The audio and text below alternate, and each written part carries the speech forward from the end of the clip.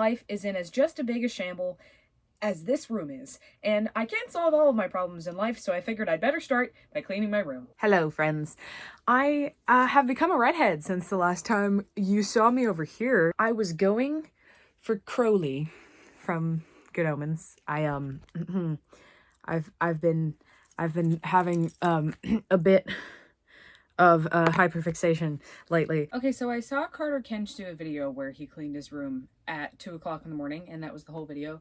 And I was like, haha, I do that. I figured I too have the kind of ADHD where I get motivated for exactly 6 hours during one day in a month and a half period, and then it goes away again until the next day where I have approximately 6 hours of inspiration. I was thinking, okay, maybe we can bullshit it. Let's get cracking.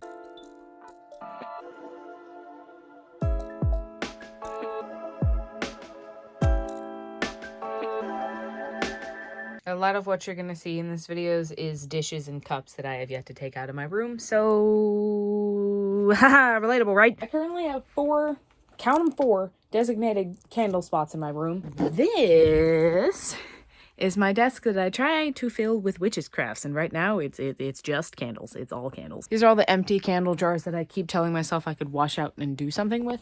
These are the candles too big to fit on my desk, and also my Funko Pop collection. So about the Good Omens thing. There is this really cool space on my college campus. We have a Pride Center. A bunch of my friends in there were the ones who told me I should watch Good Omens. That's cool, new friends, yay, right? So I watched the show, and I absolutely adored it, and it meant, like, way more to me than I thought it would. Obviously, me put up the screenshots of the day that I decided to start watching Good Omens. I post all of this on my Instagram literally constantly. If you guys are also neurodivergent and way too easily obsessed with queer-centered and also regular fantasy-centered media, follow me on Instagram because we might be the same person. I love the show, right? Got totally obsessed with it. Crowley specifically means a lot to me because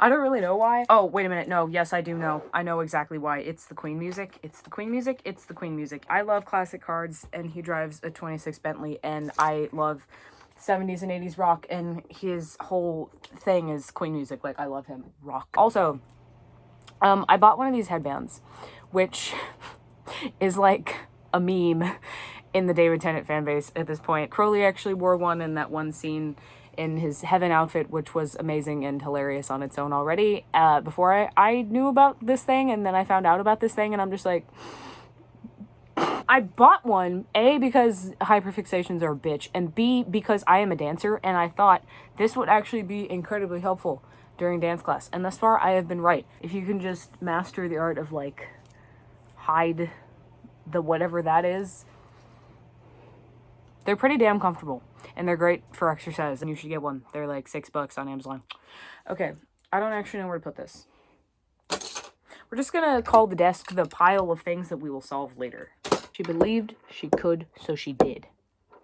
Period, bitch. This thing that I don't actually know where it goes. Fun story, I actually watched Good Omens backwards on accident, because turns out when you do a general Roku search for Good Omens, it takes you to the beginning of the second season instead of the beginning of first season, which I really don't know why, and I didn't realize that until like 3 episodes later.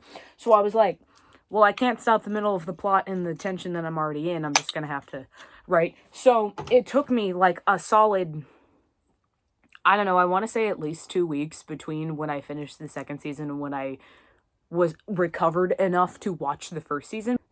Fucking Aziraphale, anyway. But the way that the first season ended was really nice closure compared to what happened at the end of the second season. So now I can just pretend that it happened the other way around.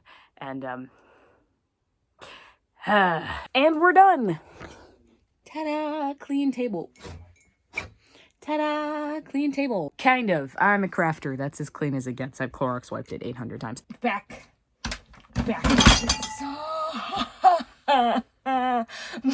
My foot. Ow. Fucking bitch. This is why you're getting put away. God damn. Anyways, I think the next thing I tackle should probably be this giant ass pile of laundry behind me. Video evidence. This is important. Magic 8 Ball, will I be a successful actor someday? Without a doubt, let's fucking go, baby! Let's go! Let's go! Love how in order to get to the pile of laundry, I also have to take a shit ton of stuff off the back that doesn't belong there. Ah.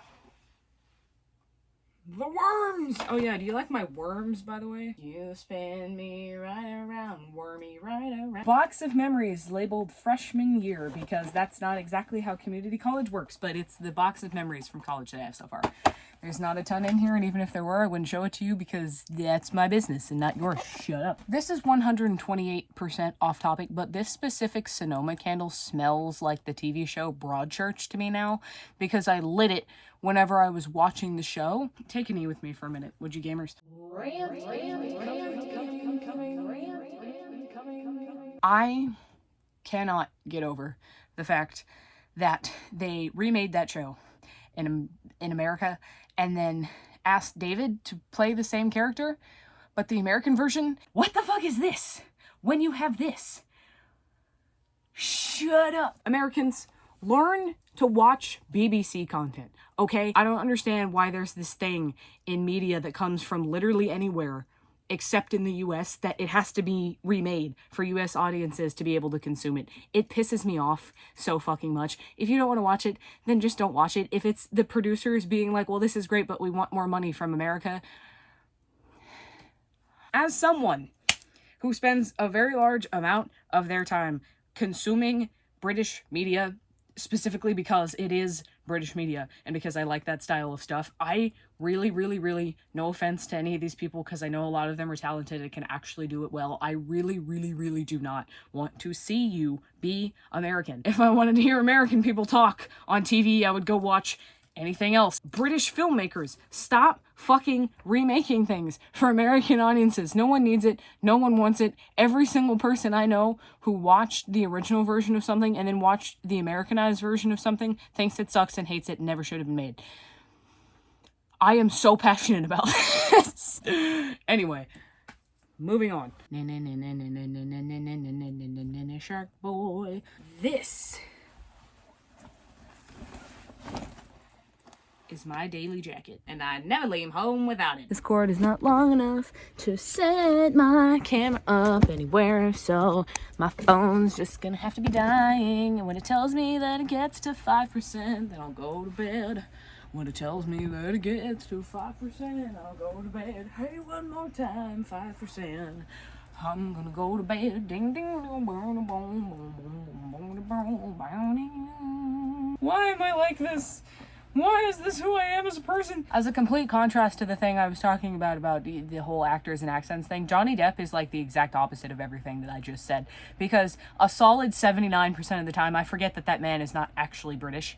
Because he just does English accents, like, so much in movies, especially the Tim Burton ones, which are, you know, if you couldn't tell from my shirt, the ones that I'm obsessed with. Also, I still have not recovered from the knowledge that David Tennant plays Scrooge McDuck. Storytime, kids. I remember when I was younger seeing one of the like Disneyland parade event day things, and I remember not having any idea who David Tennant was. I think I was like probably, I don't know, 12, 13. How many years ago was that? I don't remember. Just seeing that man sitting in that parade float, looking him in the eyeballs and being like, you, sir, are not Scrooge McDuck, and you never will be. So fuck right off the parade, okay? Get off.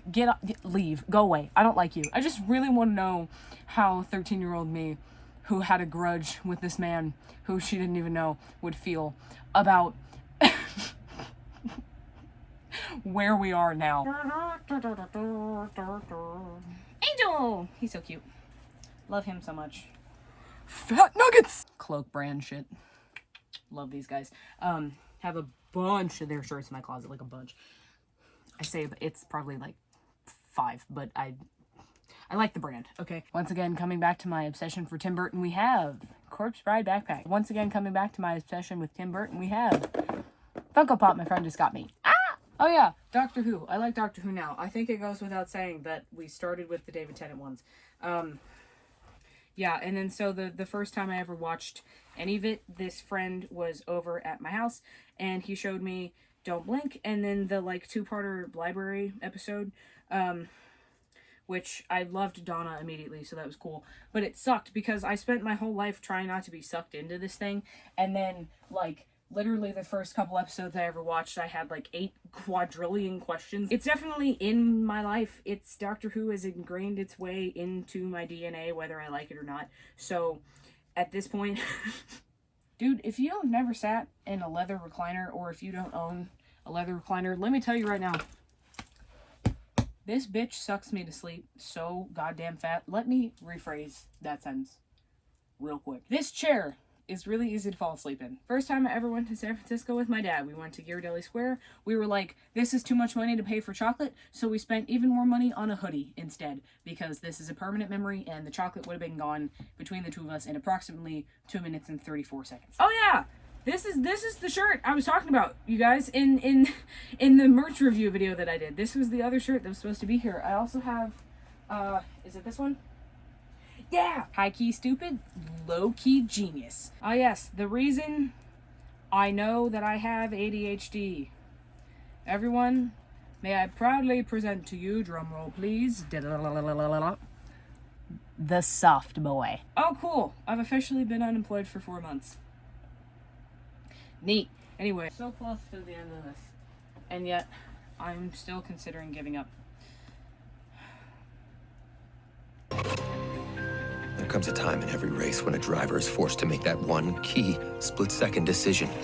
What did he just say? Take a chance and risk it all, or play it safe and suffer defeat. It's so pretty. I love it so much. It fell off the hanger immediately. How cool for me. The fact that you guys are here is the only thing holding me accountable for getting this done right now. That was fucking hilarious timing. So close, you guys. I'm so damn close. Oh, hey, look. I found the textbooks that I've needed for the last couple weeks. Ta-da! Oh! Oh! I feel like Joey and Chandler right now. Gets pair of pajamas from drawer. Mwahaha. And bedtime. Well, kiddos, we have made it, and we are exhausted, and pick back up tomorrow, maybe, possibly, I hope, if I can keep myself to a goal just one time in my life. But let's go brush my teeth together so you can continue holding me accountable. Hello, the club like this. I can break it down for a second with these motherfuckers. Everybody clean with me. I know all you little ADHD fucks aren't doing what you're supposed to be doing either, because why? Because we're not so different, you and I. All right, good night.